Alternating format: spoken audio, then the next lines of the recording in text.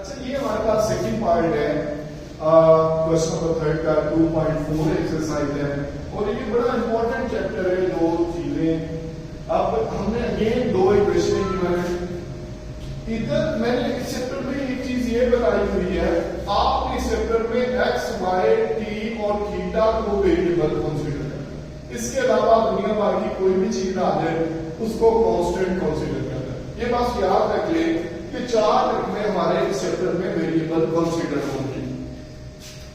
अब ए इसके मुताबिक ए हमारा वेरिएबल नहीं है क्योंकि यहां पे देखिए मैंने ए लिखा हुआ ए, बाकी सारे ए बी सी इन तीन अल्फाबेट्स को छोड़ के सारे नंबर कांस्टेंट है और नंबर जो भी है 1 2 3 सो काउंटिंग में जो भी नंबर है तमाम नंबर कांस्टेंट है।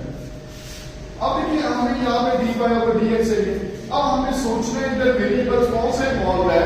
हमने यहाँ पे वेरिएबल किसको बोलते हैं, एक्स वाई टी और थीटा को वेरिएबल बोलते हैं। तो यहाँ पे टी इन्वॉल्व है, A is the constant number, A is not a variable. हमारा यहाँ पे वेरिएबल टी इन्वॉल्व है और यहाँ पे भी वेरिएबल कौन सा इन्वॉल्व है, टी वेरिएबल इन्वॉल्व है। तो हमारे पास जो भी वेरिएबल इन्वॉल्व होगा हम उसके रिस्पेक्ट से डी ओवर, यहाँ पे टी है तो हमने इसके इस तरफ भी डी ओवर डी टी लिखना है, क्वेश्चन इस तरफ भी और इस तरफ भी डी, और यहाँ पे ये एक्स था, इधर भी हमने डी ओवर डी टी लिखा, इधर भी हमने डी ओवर डी टी लिखा। अब यहाँ पे ये ए एक कांस्टेंट नंबर है, ये एक वेरिएबल से मल्टीप्लाइड हो रहा है, तो कोई भी कांस्टेंट नंबर हो वो स्टार्ट में आ जाता है, उसके डी ओवर डी टी कोई इंपैक्ट नहीं करेगा। अगर मल्टीप्लाई अगर अकेला ए होता तो इसका डेरिवेटिव 0 होता था।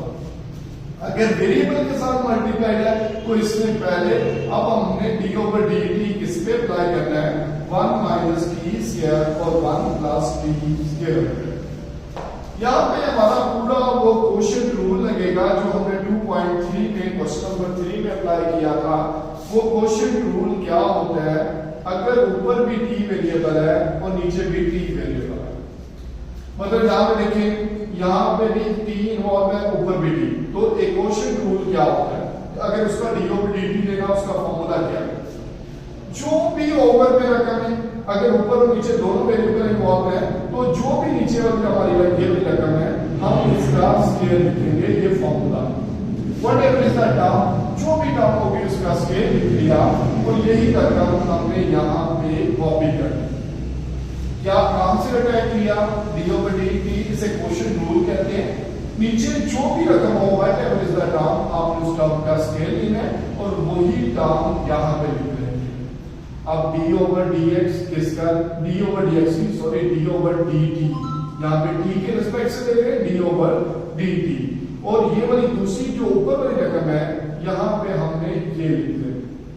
दोबारा हमने यही रकम जो भी नीचे रकम होगी उसका स्केयर और उसी टर्म को स्केयर के बगैर लिखेंगे और डी ओवर डी टी किसका लिखेंगे, 1 माइनस टी स्क्वायर का लिखेंगे। अभी क्वोशिएंट रूल खत्म नहीं हुआ, फॉर्मूले का माइनस लगेगा क्वोशिएंट रूल में और ये रकमें फ्लिप हो जाएगी, ये इधर और ये इधर, मतलब 1 माइनस टी स्क्वायर पहले आ जाएगा, 1 जो भी आपकी यहाँ पे डी ओवर डी टी के साथ है वो पहले आ जाएगी और दूसरी रकम यहाँ पे लिखी जाएगी। इसे क्वोशिएंट रूल बोलते हैं। ये 1 माइनस टी स्क्वायर तो 1 माइनस टी स्क्वायर हमने शुरू में लिख लिया और डी ओवर डी टी हमने 1 प्लस टी स्क्वायर का डी ओवर डी टी, नीचे जो भी टर्म उसका स्क्वायर वही टर्म यहाँ पे और डी ओवर डी टी किसका लिखेंगे, ऊपर वाली टर्म का, फिर माइनस फॉर्मूले का और इन रकमों को हमने फ्लिप कर दिया। अब यहाँ पे इसको मजीद सॉल्व करते हैं, D x over D T के 1 plus T square, D over D T 1 का इससे भी मल्टीप्लाइड होगा, यानी कि डी ओवर डी टी 1 से भी और D over D T T square से। इसी तरह यहाँ पे 1 माइनस टी स्क्वायर या अगली रकम और डी ओवर डी टी किससे मल्टीप्लाई, ये 1 लिखा हुआ है तो ये 1 से भी मल्टीप्लाई और D over D T square से भी मल्टीप्लाई, यानी कि इससे भी मल्टीप्लाई इससे भी मल्टीप्लाई हो गया। अब यहाँ पे ओवर में इसके स्क्वायर को किसी भी क्वेश्चन में, क्वेश्चन रूल में नीचे वाली रकम के स्क्वायर को आपने ओपन नहीं करना, यानी कि इसको a प्लस b का स्क्वायर आपने ओपन नहीं करना। अब मजीद a, अब इसको सिंप्लीफाई करेंगे, 1 प्लस t स्क्वायर ये लिख दिया। 1 का डेरिवेटिव किसी भी कांस्टेंट नंबर का, ये बात आपने याद रखिए, कोई भी कांस्टेंट नंबर का d ओवर dx या d over dt, any constant number हो उसका 0 होता है जिसके साथ वेरिएबल ना लिखा हो। और इनके अलावा, इन चार फंक्शन के अलावा यहाँ a b c, तो तमाम की d ओवर dx या d ओवर dt 0 होंगे। सिर्फ अगर x होगा d ओवर dt x का, तो ये dx ओवर dt रहेगा। क्यों? क्योंकि ये वेरिएबल है। अगर यहाँ पे x y d थीटा के अलावा k p m n q, तो उसका डेरिवेटिव 0 होगा। सिर्फ चार फंक्शंस को आपने वेरिएबल कंसीडर करना है। t स्क्वायर, अब एक और चीज वहां पे हमने क्या लंबे से बनाने, यहाँ पे अगर मैं कहता हूँ t स्क्वायर का d ओवर dt है, यहाँ पे समझ लेते हैं मतलब क्या छोटे छोटे स्टेप करने हैं। आप d ओवर dt चाहता है कि मैं पावर्स के बगैर जिंदगी गुजारूं, ये नहीं चाहता, टू पावर नहीं होनी चाहिए। हर d ओवर dt या d ओवर dx पावर को नहीं लाया जाता। तो जब पावर नहीं लिखोगे तो दो काम करने पड़ेंगे, what ever is the power, वो पावर आपने स्टार्ट में ले लेनी और इस पावर में से एक रिड्यूस कर देना। मतलब 2 t की 2 में 1 या t dt और dt क्या होता है 1, तो इसका डेरिवेटिव क्या होगा 2t होगा।